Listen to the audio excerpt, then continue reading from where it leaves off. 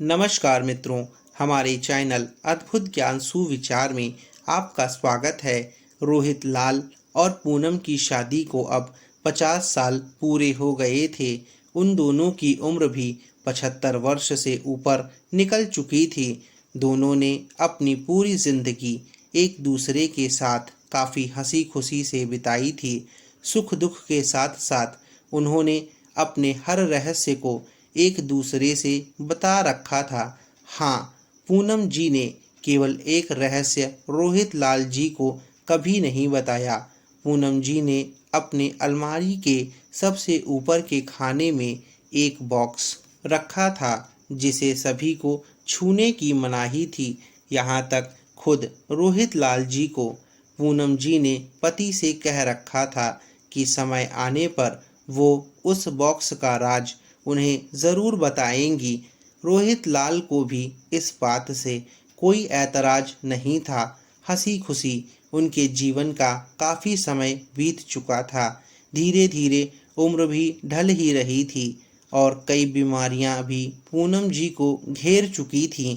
बीमारियों से जूझते हुए वह भी हार मानने लगीं। तब अपना आखिरी समय करीब है, ये जानकर उन्होंने अपने पति को अपने पास बुलाया और अपने जीवन का वो एकमात्र राज जो उनकी अलमारी में बंद था उसको उनसे परिचित करवाया।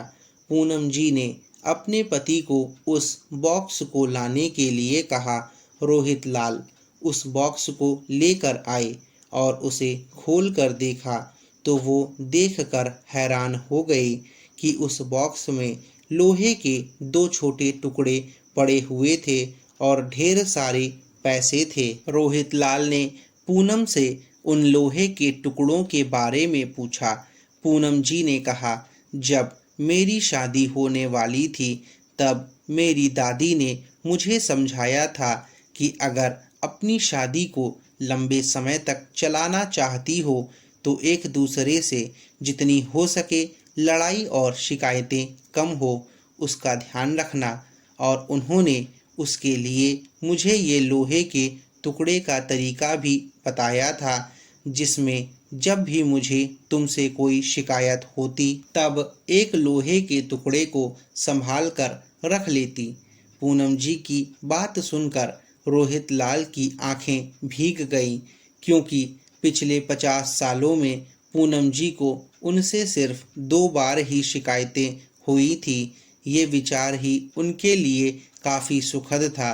बाद में उन्होंने उन ढेर सारे पैसों के बारे में पूछा जो गिनती करने पर बहुत ज़्यादा थे। पूनम जी ने कहा कि ये नोट मैंने तब इस बॉक्स में डाली जब जब मैंने आपके साथ कोई खुशी के पल बिताए। रोहित लाल जी अपनी पत्नी को गले से लगाकर रो पड़े और बोले, मेरे किसी जन्म के पुण्य ही होंगे जिससे मुझे तुम पत्नी के रूप में मिली हो। दोस्तों, आपको कैसी लगी ये कहानी हमें कमेंट में ज़रूर बताइएगा। और अभी तक आपने हमारे चैनल अद्भुत ज्ञान सुविचार को सब्सक्राइब नहीं किया है तो सब्सक्राइब करें और नोटिफिकेशन पाने के लिए बेल आइकन को दबाना ना भूलें।